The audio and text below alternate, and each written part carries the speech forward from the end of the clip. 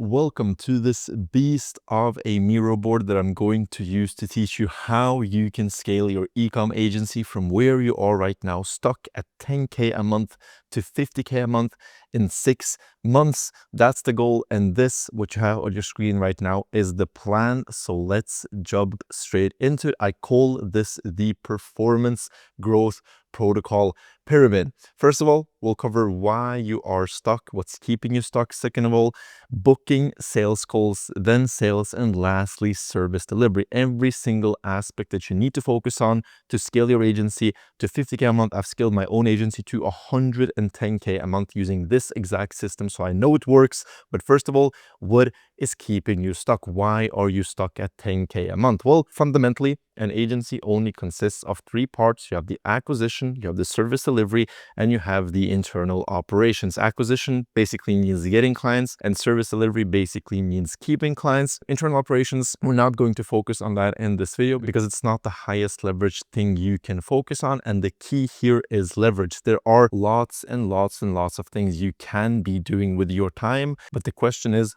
what should you do? Which is what we're going to cover in this video. So acquisition and service delivery. And I know for a fact, if you can't scale past 10K a month, you struggle with keeping clients and you struggle with getting clients, both of those things, because if you didn't, you would already be at 10K a month. It's that simple. So what do we actually do about it? Well, let's jump into the acquisition side. So 2 of these blocks are about getting clients, acquisition, booking, sales calls, and the actual sales process. And the last one is service delivery, how to deliver such amazing client results that they will never want to leave you. So booking sales calls. Bear with me here. I have quite a bit to go through here on why you shouldn't be doing what you are doing today, but it is super important for you to understand why your current model is flawed, because the harsh reality is that cold outreach is dead. Cold email, cold calling, cold DMs, all of it. Why, you might ask? Well, a couple reasons. First of all, it is not scalable, and that happens because of exponential complexity. Sending 10,000 emails is not 10 times more difficult than sending 1,000 emails. Sending 10,000 DMs is not 10 times more difficult than sending 1,000 DMs. It's exponentially more difficult. It's 50, 100 times more difficult, because for every single new email or DM or cold call, you need new proxies, you need new accounts, you need more lead lists, which creates more breakage points. And you probably know that when you are generating lead lists, for example, generating the second 100 leads is not as easy as it was to generate the first 100 leads. And as I said, this just becomes exponentially more complex with time. I'll get into this GIF in a second. The second reason why cold outreach is dead is because it is time consuming. It creates a glorified job situation, because the moment you stop managing the system, it stops generating you meetings. And the result here is that you have to work 2 to 3 hours a day, while we want to be working 30 minutes a week and having bookings come into our calendar in our sleep without us actually having to talk to anyone. This creates this kind of needle in a haystack situation where you have to talk to every single piece of hay in that stack until you actually find the person who is interested. And that's not the way we go about it. That's not how you build a business with leverage. Reason number 3 why cold outreach is dead is because it generates shit clients, high maintenance, high churn, and they give you no referrals. Why is that? Well, because of this concept of know, like, and trust. For someone to buy from you, they have to know you, they have to like you, and they have to trust you. When you send a cold DM or a cold email, yes, they know you, but the know part is only 10% of the purchase decision. The other 2 factors, like and trust, make up 90% of the decision to buy from you, and you don't get any of those when you are doing cold DMs, because nobody likes to be cold called, and people don't trust you when you are reaching out to them. So sales calls become super complex, super difficult. You need to handle tons of objections, and when they actually end up signing, they turn out to be a shit client anyways. And most importantly, all of these 3 reasons don't really matter, and they pale compared to the fact that this has such a high CPA, or cost per acquisition. You might think that sending cold DMs or sending cold emails is super cheap. Well, it's not. First of all, at scale, you need an SDR where the payroll is, let's say, $1,000 a month. Then you need different softwares, $500 a month. But again, this is pennies compared to these two issues. First of all, your time and the opportunity cost. If you are already at 10K a month, you are making about 57 bucks an hour. And if you are spending 2.5 hours a day managing this system, you are wasting $3,000 a month in your personal time on babysitting the system. But again, this pales in comparison to the actual opportunity cost of doing cold outreach, because it caps you at 15 to 20K a month. You're not going to get past those numbers with cold outreach. And every month you're not making 50K is a month you are losing 50K. That's how the opportunity cost of this system works. And this is the indirect cost. It is the silent killer. And this is how successful businessmen think. They think about all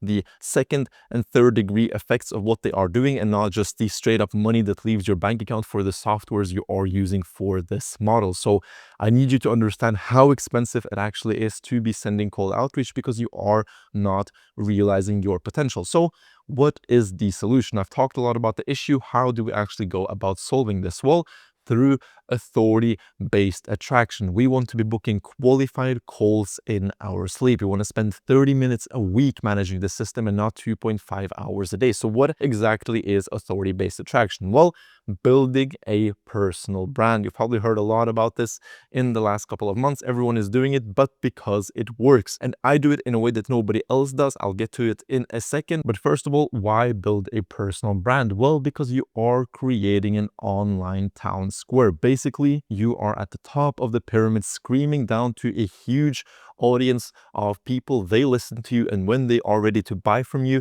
they will come knocking on your door. You don't have to go around and shake every person's hand and pitch them something in hopes of booking a meeting. It attracts your ICP without one-on-one contact. As I said, you don't have to go around shaking everyone's hands, and that makes it infinitely scalable because it compounds, and more calls doesn't equal more volume. So when I was generating 2 calls a week from my personal brand, I was spending as much time as I am now when I'm generating 10 times more calls from my personal brand. You just keep posting, and the posts you are putting out compound until they begin generating you a shit ton of leads. An example of this compounding effect is the fact that a piece of content from 12 months ago can still be booking you calls, and that's how it works with my own personal brand. What's the best platform to build a personal brand for your agency? Believe it or not, it is LinkedIn. Why? Nobody talks about LinkedIn, and that's kind of one of the reasons why it is such a good platform.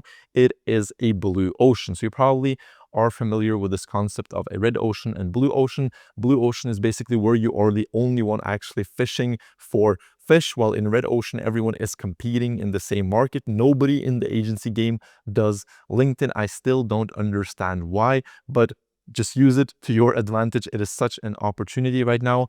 And the other cool thing about LinkedIn is that when people are on LinkedIn, they are in a business mindset and they are receptive to your message. So for example, I would guess that no agency owners are advertising their services on, let's say, Pornhub, but it wouldn't be a good platform to advertise your services because people aren't receptive to your message. So these two are the important things when selecting a platform. For reference, here is my LinkedIn personal brand. I have only 5.5K followers, which is not really that much in the personal brand space, but this alone has generated me over $500,000. So let me give you a crash course on how to actually grow on LinkedIn. I'm not holding back in this Miro at all. I'm going to give you everything, all the sauce. So let's jump into the LinkedIn stuff. First of all, there are 4 pillars to growing on LinkedIn. You have consistency, you have iteration, you have differentiation, and you have personality. So let me get into the consistency part, and that is posting 5 times a week, every single week. No matter if you have the cold or if you have other stuff to do, you keep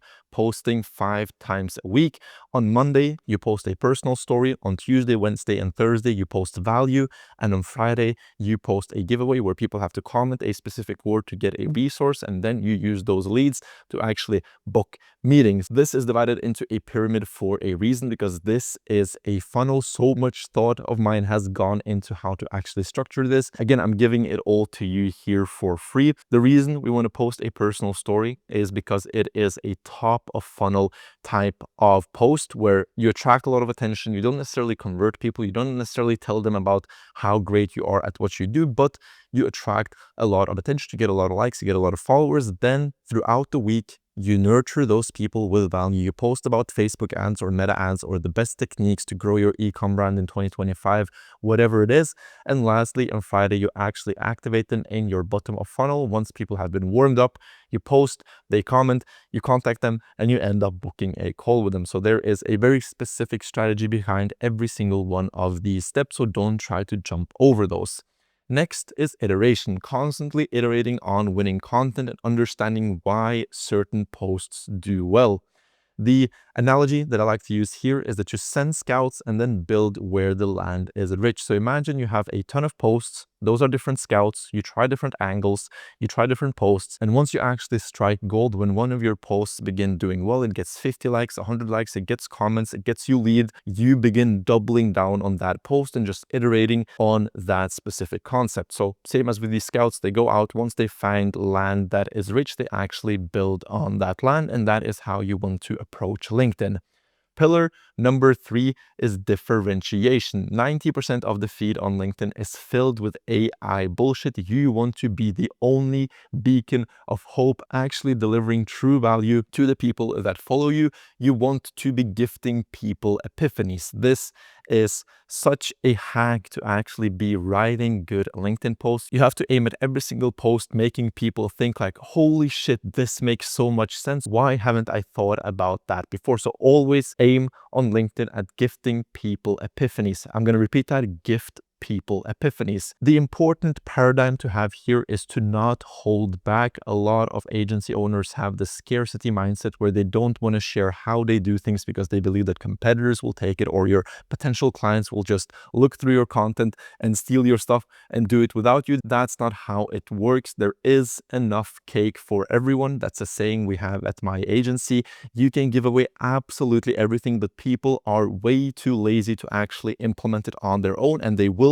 come to you eventually to buy your services if you give them enough value. So never, ever, ever think, I'm not going to post this because this reveals too much. There is no such thing as revealing too much when you are building a personal brand. I'll get back to this know, like, trust in a second. Pillar number 4 and the last pillar to succeeding on LinkedIn is personality. You have to be likable and you have to be relatable. So don't have this corporate talk. You have to be joyful. Use some emojis. You can even leave in typos if you'd like in your post to make yourself look human. And why is this such an amazing way to book meetings and actually convert people? Well, because it fulfills all 3 of these aspects. People trust you because you give them true value through your posts. You gift them epiphanies. They know you because when they see you on their feed, they know you.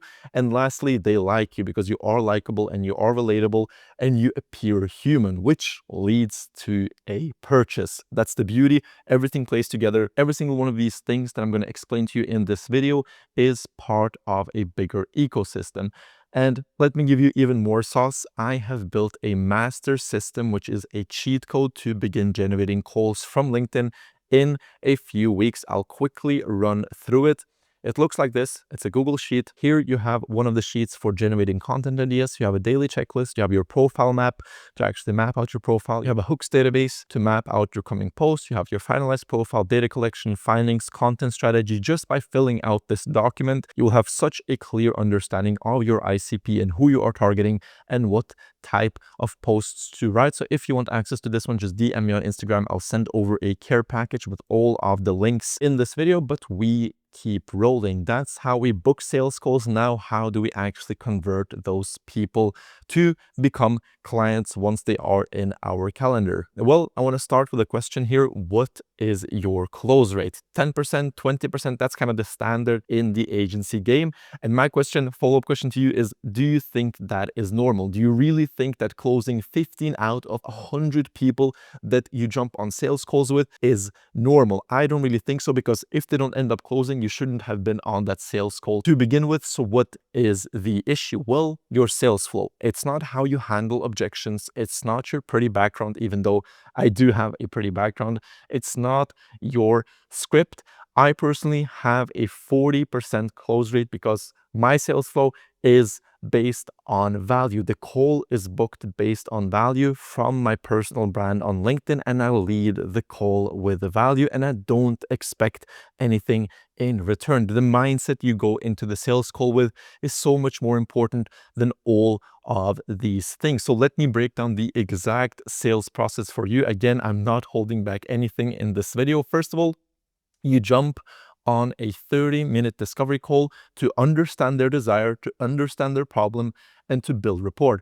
No selling, absolutely no selling. You have to understand that every single part of the sales process has a very specific goal. The goal of the discovery call is to understand desire, problem, and build rapport. It's not there to sell. Same as with ads. When you are running ads on Facebook, the goal of the ad is not to sell the product, it's to sell the click. You want people to click on the ad, and then the actual landing page will convert them. Same here, discovery call, only to understand their position. If they are qualified, you move them over to a free audit. Aim at having an 80% qualified rate from your discovery calls, because again, if you jump on people who aren't actually qualified, you didn't do a good enough job starting out, and you shouldn't have been on that sales call to begin with. And then, as I said, we do a free audit. This has two purposes. First of all, to give value to the client, to understand if this is actually a client for you. So much about how you should actually approach the sales process, because when you are at 10K a month, you're not struggling anymore. You already have cash coming in. You don't need to make every single sale. So you have to begin becoming picky with who you work with, and sometimes rejecting people if they don't spend enough or if they are difficult to work with, because the long-term impact of working with the wrong clients is going to be so much more than the positive effect you get, the quick cash you get by closing them immediately. So again, I have a template for this paid ads audit. Let me run you through it. I have spent over a year and a half perfecting this template. It looks pretty simple, but that is because it's supposed to be simple. So this is how you analyze Facebook. This is how you analyze Snapchat. This is how you analyze Google, the market, the competitors. You list out the biggest problems, you give them a step-by-step solution, and then you introduce them to the next step. So all you have to do is just copy this template, go through it, fill it out, record it as a loom before the actual sales call, send it off, and then when you jump on the sales call, they should have already watched this audit. As I said, send it as a loom. Again, follow every single step here closely. There is a reason behind why we send it as a loom before the sales call and don't present it on the sales call, because then they are already pre-sold. They jump on a call with having received so much value that they are just basically ready to swipe their card, and all you have to do is send them a payment link. Lastly, we have a sales call. The goal of the sales call is, first of all, answer any questions they might have from the free audit, then present your offer, and then finally we can sell. The way we do this is through a slide deck. And again, I have a template for you guys. This is how you present your offer. And again, this has been over a year and a half in the making. Everything in this presentation is personalized, so we are not using any preset templates. And the reason is because we want to tailor our offer to be specifically targeted at their biggest pain points. So let's say that your potential client struggles with scaling on Meta ads because they don't produce enough content. Then this first slide should say partnership to scale X brand by producing more content. You get the point. You always target their specific pain point. You add their logo, you add your logo, you describe their current situation, you get them to agree, and then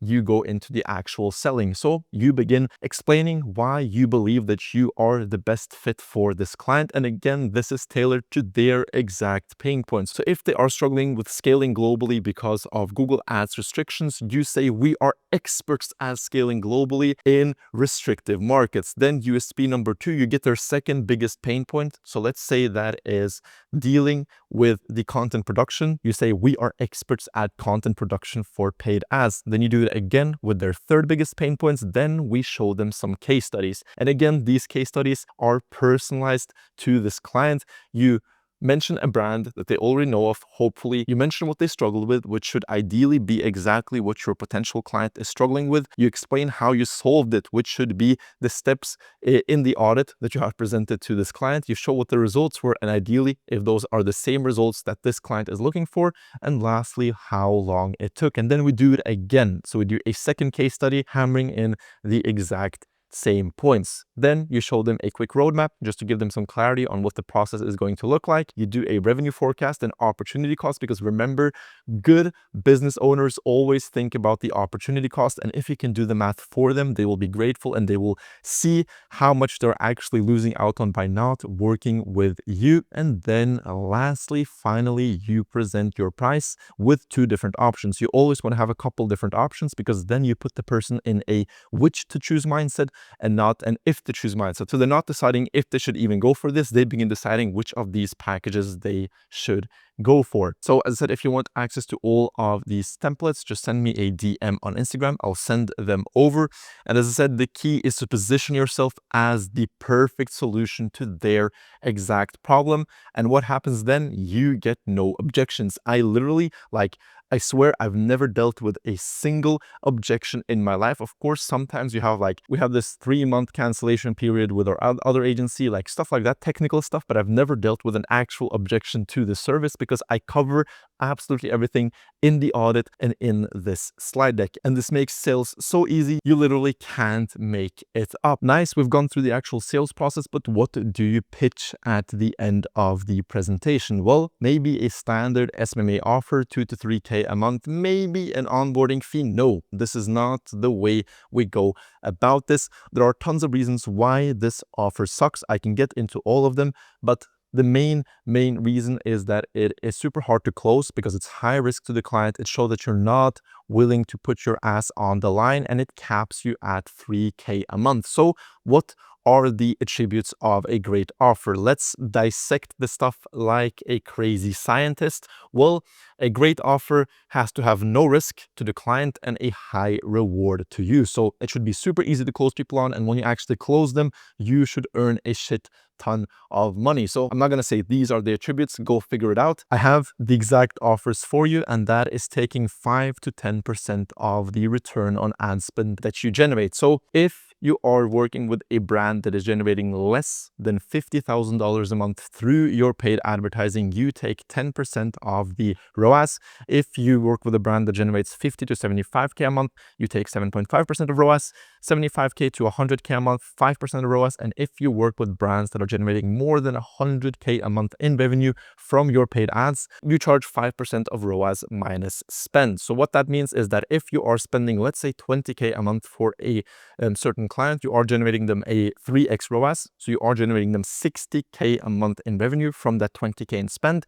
You would fall in this bracket. So what you would do is you take 60K times 0.05 and you would get paid 4.5K for that month. Again, this is no risk to the client because they're not going to pay you unless you actually generate them results, and your offer is the guarantee. This is the genius part of this pricing model. You don't need any crazy guarantees because your offer is the guarantee. But this is only the first part. I've talked about how to sign clients, but getting clients is only 20% of the success in an agency. Keeping clients is the big domino. It's the 80% of how you actually succeed in an agency. So let's get into it. How do we actually keep those clients once we get them? Well, through amazing service delivery. Let's jump into it. Another behemoth of a section.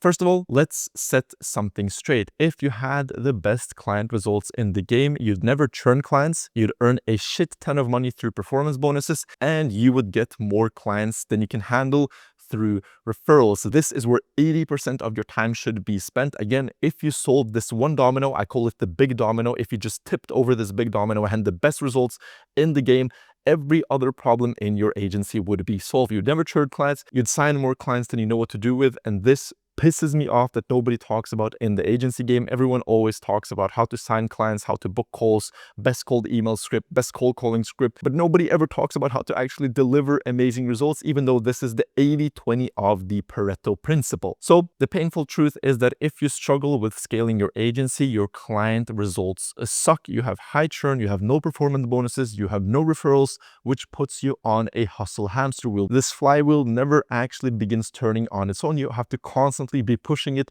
And the fundamental paradigm number 2 that I want you to understand is that hiring a media buyer off the bat is not the way to deliver amazing client results. In fact, it's the worst thing that you can do, because when you are at 10K a month, you are not an expert at service delivery yourself, and you don't know what to look for in an A player. And also, when you are at 10K a month, you can't afford to pay an expert what they are worth, which is usually 5 to 6K a month. Spending 60% of your revenue on a single hire is not the way to build a business. So the natural and only conclusion we can come to here is that you have to become an expert yourself. And you might say, but Alex, I don't want to be working in the client ad accounts. Well, do you want to be stuck at 10K a month? No? Well, good. Let's keep rolling. Just some fun facts about my own agency. In the last 12 months, we've spent $4.3 million on Meta ads and $3.7 million on Google ads. So I know what I'm talking about when it comes to service delivery. People trust us with humongous amounts of money, which only happens when you have amazing client results. So what is the solution? Well, becoming a monster at delivering client results, which only happens through learning and doing. It's that simple. You have to learn and you have to do. So let's jump into the learning part. There are 4 ways you can learn to become a monster at client results. That is books, courses, coaching, and communities. Books and courses are good for getting the fundamentals, just understanding how the ad platform works, understanding how the bidding, how the algorithms work, all of that stuff. But the actual progress will come from having one-on-one coaching and joining paid expert communities. So for the coaching, you can find experts on LinkedIn and Twitter. Reach out to them, say, hey, can we jump on an hour call? You jump on a call, you show them the ad accounts of your clients, you explain your issues, the problems you're having, and they're going to guide you on how to actually improve it. And then you also have communities. So this one is for Google, this one is for Facebook ads. Join them, pay for them, and when you have questions, just drop them in the group, and other experts will be able to help you out. This is how I became a beast at paid ads myself, and why clients now trust me with $1 million a month of their ad spend money. Then you have the actual doing part. And again, I always refer back to the Pareto principle. What is the 80% and what is the 20%? In this case, the 80% that will bring the best results is actually doing. You can learn as much as you want. You can read all of the books in the world on Google Ads, but it won't compare to even a day in the actual ad account. So the most important thing you can do is actually working in the ad accounts. And if you're still watching, chances are you are already at 10K a month, so you already have clients. So if you have made the mistake of outsourcing the service delivery, you've hired a media buyer, get into the accounts immediately and take back control immediately. Begin delivering the results yourself. There are 2 parts to actually delivering amazing client results. You have the managing paid ads part, so actually being in the ad account, doing all the technical stuff, and you have the content, what you actually put in the ad. I call this distribution and content. So distribution is when you are in the account doing all the technical stuff. Content is when you are producing the images or videos or ad copy used in the ads. And again, Pareto principle, content is 80% of the results, distribution is 20% of the results. I'm going to get into why in just a second. And again, this pisses me off. Nobody in the agency game talks about this. Everyone talks about how to actually run the ads. Just look up on YouTube, SMMA service delivery guide. Every single video is going to be about how to actually be in the ad account, how to do technical changes, but nobody talks about the content that you have to produce to actually make those ads amazing. So for the content, the simplest way to go about this is to just have a set cadence for every single client. So for every client of yours, you produce 9 creatives per client per week. A creative can either be a video or a static. And the way this is divided is that you have 3 concepts. You have 3 completely new concepts, and every single one of these concepts just has a slight variation. So a different headline or a different CTA or different background image, but the concept is the same, which gives you 9 creatives per client per week total.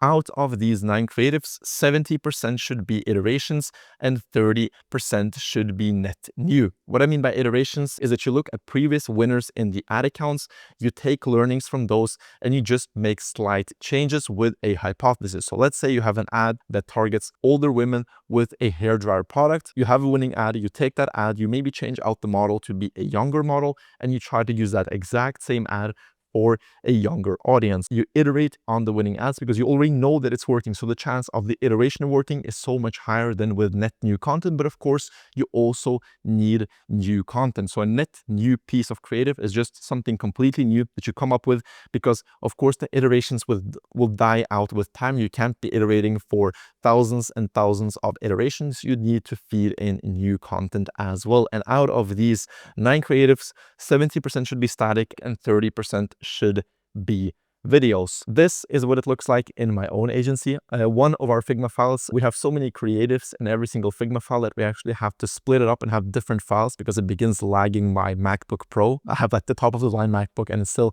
lags out my computer. So that tells you how many creatives we're actually producing every single week. And to make this so easy for ourselves that we would literally have to be brain dead to not be able to produce the content, we have created templates. So every single time a new client is onboarded in the agency, we go through here and we just change up these templates to fit the client's products. We have different types of concepts, we have different types of angles. Every single thing is already baked into these templates, so we don't even have to think. So we just start this process of iterating. So again, I have systems and templates for every single part of the agency. You won't even imagine how complex our back end is right now. Then lastly, we have the distribution, what you actually do technically in the ad accounts. The harsh truth here, the harsh reality is that the Meta AI will soon make media buying completely obsolete. It's already going that way, where you just dump everything in one campaign and then Meta itself will distribute the content. So the Meta right now, no pun intended, is to test and scale separately. So have different campaigns for testing and scaling. You use broad targeting and you scale the winners in winner stacks. That's the super like high level system for actually distributing content on Meta ads. I've made an entire video breaking down my technical distribution system. So if you want, you can check that out, but don't overthink this. Again, the content is the important part. So my question to you is, do you get it? Now, the standard SMMA model is bullshit. Outreach is dead and it always has been. Authority-based attraction is the shit. Service delivery is everything. If you had the best results in the world, you would never struggle with signing clients and keeping clients, and outsourcing is not the solution, and charging retainers is a losing game, and you should be using performance deals instead. I call this rebuilt agency a hybrid growth agency, and the cool part is that I have collected every single one of these systems and processes that I use to transition from a standard SMMA to a hybrid growth agency, and I call this collection of systems the performance growth protocol. And if you think back to the beginning of the video, this is the exact system that we have been following in this video. So my offer to you is simple. I'll personally guide you through implementing every piece of this inside your own agency to get you to $47,550 a month in 6 months with way less churn, way less stress, and way less hustle. And of course, better margins. I'm running 75% margins in my 110K a month agency that I built using this exact system. So if that sounds intriguing, check the link in the description. It is a VSL. Check out the video. If that sounds intriguing, book a call with me. You'll talk personally to me. Excited to talk to you. I hope this was valuable. Have an amazing week, and I'll see you at the top.